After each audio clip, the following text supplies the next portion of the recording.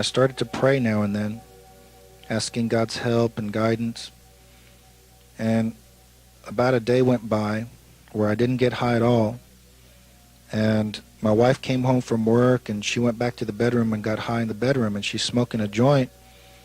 And I went back there to try and straighten things up with her, and I'm telling her, look, sweetie, we can work this out. We need to work it out. I'm telling you what happened, and it's just demon spirits, and, I'm telling her all this. And now she's kind of acting nice for the first time in a while. And she's telling me, look, just get high, and we'll talk about it. Come on, just smoke this. And I said, no, that's the whole problem right there. I just repented the other day, and I really feel a difference. I don't want to get high anymore. I want to quit that. We need to straighten up. And she kept putting that joint in my face, and I gave in to it simply because I was trying to win her back, win her favor by compromising with her, and I started to get high with her. So as soon as the joint was gone and I got stoned with her on the joint, her whole attitude changed again, and she was just mean and hateful again. And I realized I got tricked into getting high by a demon. That's all that was, just a demon tricking me to get high again. So I went out into the living room and put my head in my hands and slumped down and just started praying, Lord, forgive me. Please forgive me, Lord, and help me, help me. You got to do something, get me out of this, save me from myself, because I just can't do it. I can't do it. And all of a sudden, as I was praying in my living room, I was no longer in my living room. I don't know if I was in my body or if I was out of my body. I don't know what happened. All I know is I wasn't there anymore. I was all of a sudden up in space, and I could see the stars. When I was looking around at the stars, I looked to my right and I saw Jesus. And when I looked at Jesus, he was looking at his hand. He had his hand out in front of him, and he was looking at it. And floating up above his hand was the planet Earth, about the size of a golf ball. When I saw the planet Earth about the size of a golf ball, that's when I realized how big he was. And all of a sudden, something pushed me away from him at a really phenomenal speed. And I went away from him till he got smaller and smaller, and until Jesus just disappeared. And now I was in a totally different place. Now I was in hell.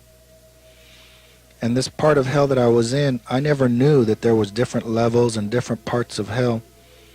But I did know instantly at this time, because I'm there, and when you're there, you know a lot of things as far as where you are in the spirit realm. Your whole spirit is just in tune with what's going on in the spirit realm. And I knew the part of hell I was in the part of hell called outer darkness. And Jesus mentioned outer darkness in the Bible a few times. In this place, there's no God. God does not exist there. And I realized that since God wasn't with me, there was no love, no hope, no sense of hope at all. It was like a pure sense of hopelessness that was just overwhelming. And the loneliness of being separated from God himself was just unbearable. And I'd never felt anything like it in my life. And I remember as I looked around, I saw in heavenly places out in space floating around, I could see like the people on the earth. I knew they were on the earth, but I didn't see them on the earth. I saw them out in space somewhere, floating here and there. And around them was like a golden light. And I knew that that light that they were inside of was the presence of God, keeping them and sustaining them, giving them breath and life and hope and love and joy, and every good thing that the heart can sense, which really is the Spirit. And every good thing that the heart can sense comes from God. And I knew that instantly when I never knew it before. But I didn't know what I had until it was taken from me. I didn't know, there's a saying, you don't know what you got till it's gone.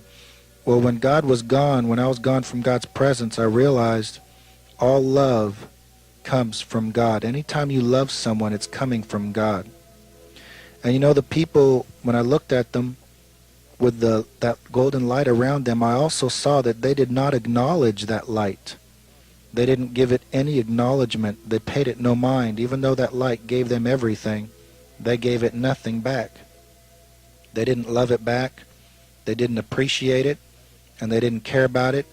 And some of them, they'd rather even didn't even want it. But I wanted mine back again. I wanted God back. And I remember how jealous I was of those who had what they had. And I didn't have it anymore. And I was wanting it back so badly. And the fear and the horror and the terror of hell was just overwhelming me. Until all of a sudden, I was back in the living room again. When I was in the living room, I ran back to the bedroom again and I told my wife what I saw. And I was telling her, I saw hell, it's horrible. It felt like I was buried alive at the bottom of the ocean. It was so lonely and it was so horrifying, and the pain, the spiritual pain was just incredible. I couldn't stand it, and I'm telling her all this, and she just laughs and tells me, shut up, I don't want to hear about that, you liar, and she didn't believe me. So after I told her, I just went off back out into the living room and prayed some more, and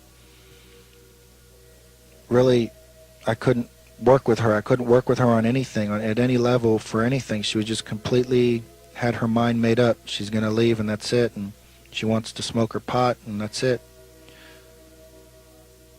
So anyway, the very next day actually, that same hellish feeling came back again.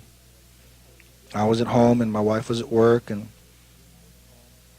all of a sudden that same hellish feeling came back. I didn't leave my body or travel anywhere this time, but the same horror and the same hopelessness would come over me strong, just like it did when I was there. And I'd start to pray and call on God to help me again. And after this encounter, I did not touch that dope ever again. But I started calling on God, and it would happen every day. And for a couple of days while my wife was still there, it kept happening, and I kept telling her about it. And she really didn't understand or didn't believe me or whatever, but she just kept on with what she was doing. And I remember at one point I was plucking gray hairs out of my head because I was getting gray hairs on the left and right side of my head because of the overwhelming hopelessness and horrors of hell that I was feeling. But finally the day came when she was leaving, and the day that she was leaving, she had a bag of dope in her hand, and she had her car packed and she's ready to go. And I pointed at the dope and I told her, look, you see that bag of dope in your hand? And she goes, yeah. And I said, do you remember the dream that you had that you lost me to marijuana? And she kind of looked at me, kind of stunned. Because when she told me the dream, I automatically assumed, and I guess she did too, that the dream meant that I left her, because she was crying and she was upset over it and she thought I was going to leave her. But the reality of it was that she left me because she really chose the dope more. Because I really wanted to straighten up the marriage, and I told her, I want to straighten it up. I'll do whatever you want to do and we'll straighten it up. But she had her mind made up. And I know that it was a demon spirit. I know it because when I saw that shadow come up out of the ground, I know what was going on. And I was praying for her and praying for her. But every day I needed God's help because of what was happening to me when I was feeling that hell. The hell would hit me like waves every day.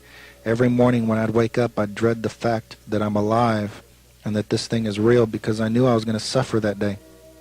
I knew that I was going to be tormented from hell. I remember at one point, I prayed and I asked God, how long is this going to last? And he told me, he just said a little while. But I heard him in my spirit. I didn't hear him audibly. But I prayed and asked God to help me to take away this hellish feeling. And what I felt like was that I had left him, so he left me. I felt like I'd ruined my life, my marriage, and everything. And what does he want with a loser like me? But see, the thing is, he wants a loser like me, not because of me, but because of how wonderful and loving and kind and merciful he is. He's a loving, merciful God. And he loves me, and I know that now. I didn't know it then, but I know it now because of how wonderful he is. He is a loving God. And it's the devil that tricks people into thinking that he doesn't love you. So anyway, eventually I just kept on praying and praying until God gave me a vision. And still I'm not believing that he really loves me at this point. I'm thinking he doesn't love me, he doesn't want anything to do with me because of what I've done. I've messed up my life, and I went back to watching horror films and smoking dope, and all this garbage ruined my marriage, lost my job. What does he want with me? So I'm still calling on him though, and I'm believing that he'll give me a miracle, he'll do something, because I really didn't want to go to hell. I did not want to go to that place I saw. And one day as I'm praying, I had a vision of my wife Connie in a chair, and she's sitting in this chair slumped over, and she's crying. And she sits up straight, and as she sits up straight, she sticks her chest out and takes in a real deep breath. And as she does, this real pretty white light comes up out of her chest, and it floated away. When it floated away, at the same time, I remembered a dream that I had had the night before. And in this dream that I had the night before, I dreamt that she was still on drugs and that she had committed adultery, because we were not divorced, we were only separated. So I got all this information in one vision, and I was wondering if it was true, because I wasn't experienced with having visions and God talking to you in visions. But the Bible says that he'll talk to you in visions and in dreams. But I didn't know that at the time. So I called her on the phone and I asked her, I said, Connie, do you feel like you've lost your innocence? And she was surprised, and she said, yeah, how did you know? I haven't told anybody. And I said, well, the Lord showed me in a vision. He also showed me you committed adultery and that you're still doing drugs. You better quit, because hell's real. I saw hell. You need to quit that. And I was getting really angry at her, especially because she had committed adultery. And she hung up, and I hung up, and I'm sure we fought about it. I don't remember exactly. But now I really hated her again. And I hated the guy she was with, and I wanted to kill him. And now I'm getting mad at God for showing me this, because I'm saying, what'd you show me that for? Now I'm just going to go kill this guy. And I know you don't want me to kill him, but I'm gonna. And to make a long story short, he dealt with me, the Lord dealt with me, and I figured, well, God is smart. He's not going to show me something to cause me to go do evil. And I put two and two together, and finally, with God's help, only with God's help was I able to forgive this guy. And only with his help was I able to keep on going. And when I forgave, it's like all of heaven opened up, and there was some kind of a breakthrough for me. And now God can work with me at a better level or something. So anyway, I got over that hump, and I'm still praying because I'm still feeling that hellish feeling every day. And one day as I'm praying, I had another vision.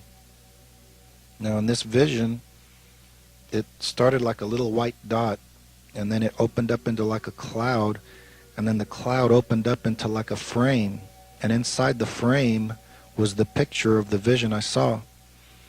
And in the vision, what I saw was a wooden desk and an angel sitting at that wooden desk. And he was writing in a book, and there was two other angels around the desk.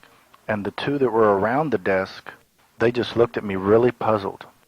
Like, what's wrong with this guy? And I was sitting there looking confused at them, wondering, what are they staring at? And we're sitting there staring at each other for a little while, and it disappeared. And I prayed, I said, Lord, what was that about? What was that? And I felt that the Lord told me that my name was written in the Lamb's Book of Life. And I remember I said to the Lord, I said, Lord, is that all you can do? I need more than that. I mean, that was a blessing and it helped me. But I needed more because of the amount of hell that I felt was just more than I could bear. But that did help me for a day or two. And I continued on and kept on praying, calling on God, telling him that's not enough. Just seeing an angel writing in a book, I need more than that. Because I really still didn't believe that he forgave me, that he really, really did love me. I never believed that he could still love me after I messed up the way I messed up. And that's really what was in my heart. I know that now, that that's really what I needed to know.